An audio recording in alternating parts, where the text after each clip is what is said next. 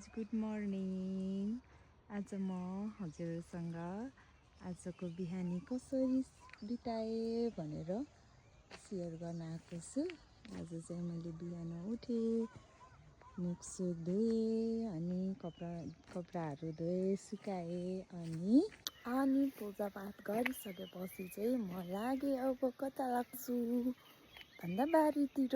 बारीमा चाहिँ यता बिजोक छ हजुर है, मान्छेको बारीमा चाहिँ प्याज लसुन खनिसके। मेरो चाहिँ यस्तो बिजोक छ।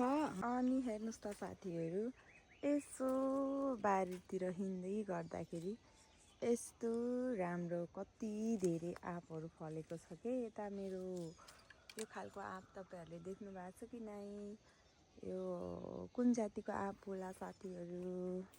यदि तपाईँहरूको घरमा छ, तपाईँहरूले चिन्नुभएको छ, खानुभएको छ भने यसको टेस्ट कस्तो हुन्छ भनिदिनु होला। यो चाहिँ लरे आँप भनेर भन्ने गरेको सुनेको छु। पोहोर साल अलिअलि फलेको थियो, यो साल चाहिँ कस्तो राम्रो आएको रहेछ। अनि आज बिहानै मैले फेरि बारीमा पानी लगाएको छु।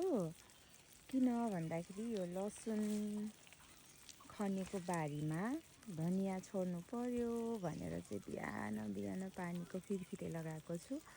हजुरहरूले चाहिँ बारीमा पानी कसरी लगाउनुहुन्छ?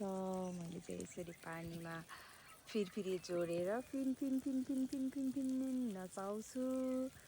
अनि अरू के छ त हजुरहरूको मर्निङ आजको? Thank you for watching my video.